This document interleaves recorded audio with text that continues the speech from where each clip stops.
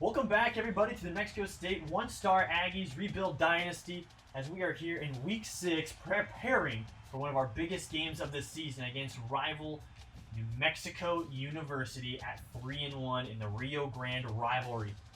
But we're not going to jump into that game just yet, as we've got a mid-season recruiting update for you guys. And to help me with this, I'm going to go ahead and bring in our recruiting coordinator, Mr. Jonathan Michael. All right, thank you, Coach Garfield. This is recruiting coordinator Jonathan Michael. Give you a little insight about what the Aggies could look like next year. A couple new bodies on the team. We have 16 prospects visiting this week, for our game against the Lobos. Nate Wallace is one of our biggest targets. He's a JUCO tight end, big guy, 6'5", 257, out of Turlock, California. Go look at his scouting. Just all-around solid player. We've been really high on him from the start, so we have a big lead on him too, so we're really looking forward for Nate Wallace to join the program. All right, Tyson Archer is a free safety that we're really high on, coming out of Coach Garfield's backyard, almost in Storm Lake, Iowa.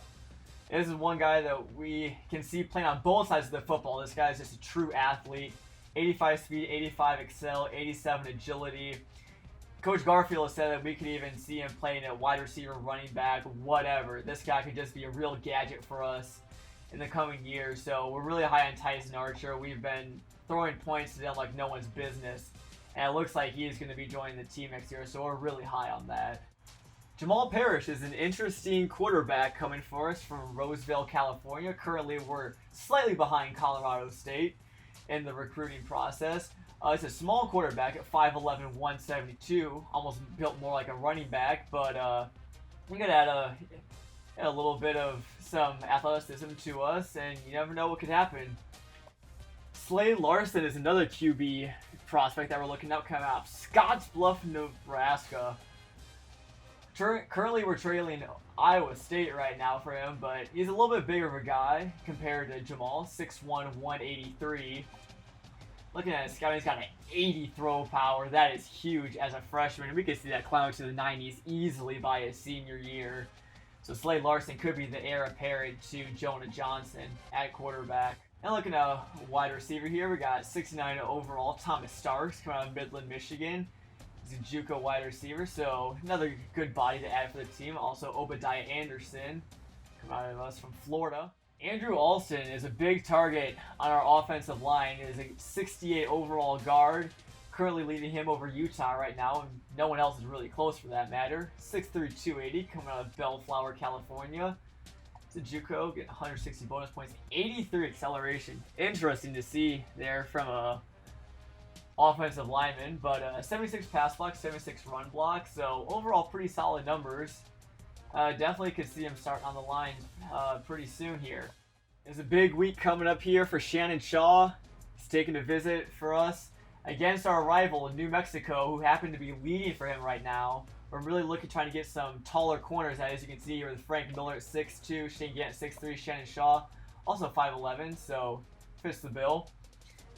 This is a big week for him. In recruiting, you want to get those head-to-head wins, and so the Rio Grande Rivalry is going to be huge for him this week, and this could be a pivotal turning point for Shannon Shaw. We really want to get him on the team. Frank Miller is a 6'2", 185 cornerback. We'd love to see that height in our secondary. He's coming at us from Poultney, Vermont, all the way across the country. So, really interesting for him. He's got 90 speed and a lot of great unknowns that once you start to scout this guy some more, you could really start to surprise us, see that overall jump a little bit more, B acceleration, B agility, and stamina as well.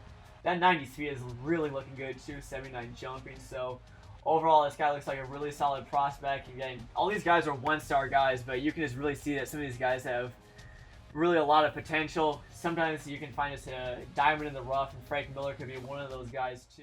We also got Shane Gant coming in at 6'3", another tall cornerback for our secondary. He's coming out of Florida Atlantic, hometown team leading him right now. Let's take a look at his scouting. He's got 84 acceleration, 85 agility. Rest is looking, pretty average, but you can't teach size, so we really want Shane Gant to commit, and we're looking pretty good for him right now too. So, as I mentioned earlier, we have 16 prospects out of our, I think, 29. So we have over half the board visiting us this week. So there's a big week.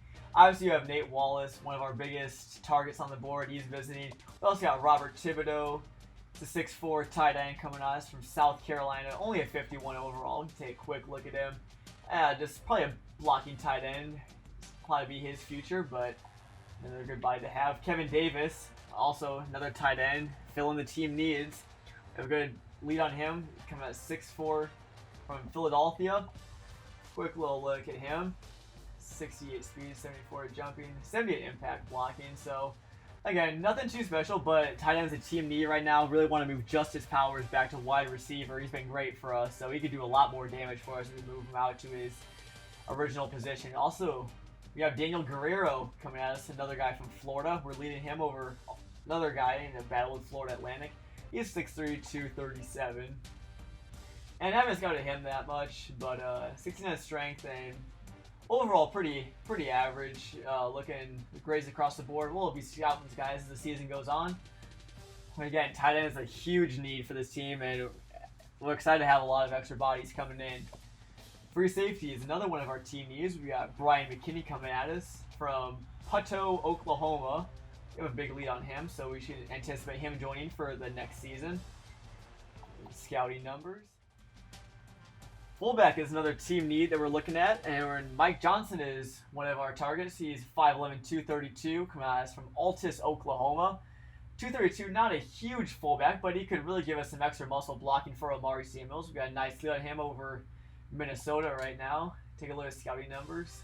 68 strength, and 71 pass block, 68 run block, 72 impact blocking. That's looking really good. He's not even our highest rated fullback right now. I haven't even mentioned Ryan Campbell for us. He's a 6'1", 229. Coming at us our hometown state of Grants, New Mexico. So we got a big lead on him. 78 acceleration, 70 pass block. Yep, C run block too. So we're really excited to see what he can do with that. Always excited to see those ratings revealed. See the true impact of these players. Another visiting prospects this week. We have Ray Jackson. He's a running back from Wells Branch, Texas. Got a big lead on him. Cody Dickens is a wide receiver. He got a little battle going on with BYU. He's a Utah boy coming out of Riverton, but 6'1", 203. It's a good build for a wide receiver. Also got Thomas Starks coming at 69 overall from Midland, Michigan. Quick look on him. Yeah, he's got 90 speed, 80 acceleration. So we can just bomb it for him. We needed some deep threats. Drew Dana's a possession receiver, and yeah, we just don't really have a deep threat right now.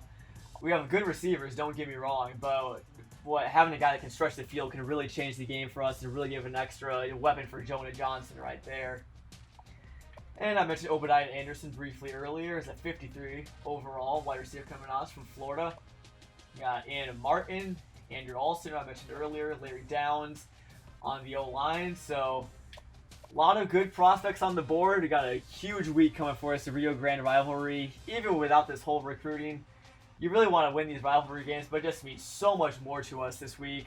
Since we have the future of the program is really just kind of they'll be all on hand to watch the Lobos take on the Aggies. It's going to be a great game in Las Cruces. I hope to see you there. And this, for now, is Jonathan Michael, the recruiting coordinator for the New Mexico Aggies, signing off. We'll be checking in later. Thank you, guys. Once again, guys, thank you for tuning in to this episode of New Mexico State Aggies One-Star Rebuild Dynasty. Got you a little bit something different here today with our recruiting and a little bit more of a preview into one of our biggest games of the season. I look forward to these rivalry games like nobody else, man. The vibe it brings into the games, into the videos, I really hope it translates over into you guys. This game and probably the Notre Dame game are the two games I am excited most for this season. So I'll quit rambling on, and we will see you next time in the next episode of the New Mexico State Aggies One-Star Rebuild Dynasty as we take on the in-state foe New Mexico Lobos in the Rio Grande rivalry.